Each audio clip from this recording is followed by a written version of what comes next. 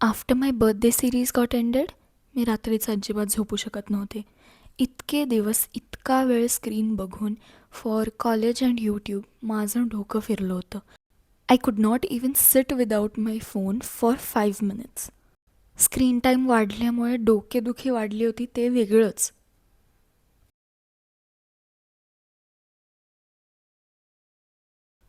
हे सगळं व्हायला लागलं आणि आय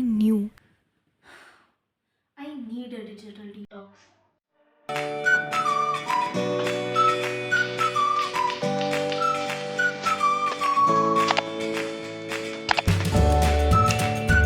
नमस्कार मंडळी, welcome back to my channel a girl with curls. मी साक्षी आणि आज मी तुमच्यासोबत शेअर करणार आहे माझा डिजिटल डिटॉक्स. सगळ्यात आधी तुम्हा सर्वांना न्यू इयरच्या खूप खूप खूप शुभेच्छा.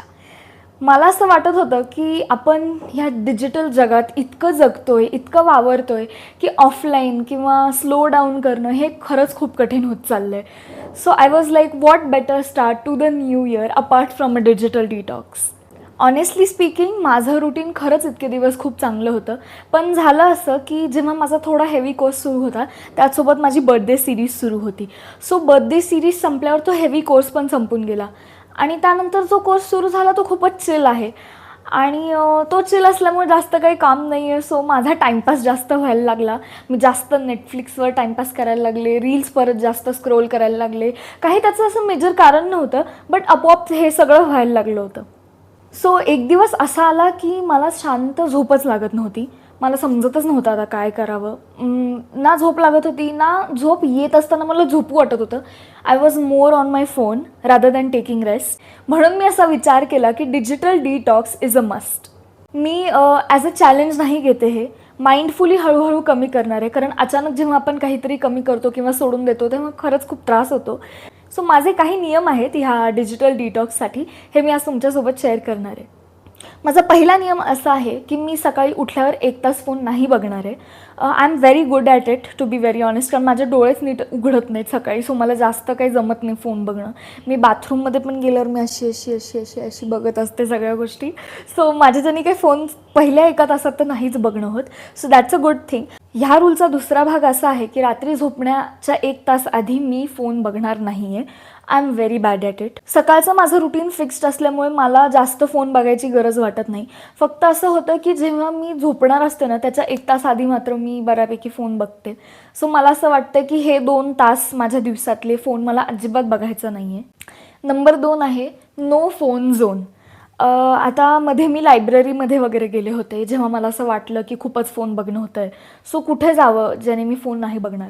सो लायब्ररीमध्ये माझ्याकडनं फोन बघितला जात नाही, कारण तिथे अलाउडच नाही आहे to be very honest. I try my best to not even look at the time for my phone. मी माझ्या वॉचमध्ये बघते. सो ते एक चांगलं आहे. पण मी प्रयत्न करते की माझ्या रूममध्ये पण असं एखादं ठिकाण असावं जिथे मी अजिबात माझा फोन नाही बघणार, जो की आहे माझा study table. Now to be very honest रूममध्ये जास्त जागा नाही आहे. I am a hosteller. So त्यातल्या त्यात मी असा विचार केला की स्टडी टेबल एक अशी जागा असायला हवी जिथे माझा फोन अजिबात माझ्या हातात नसेल. मी तो कायम माझ्या साईड टेबलवर ठेवते आणि मगच कामाला बसते.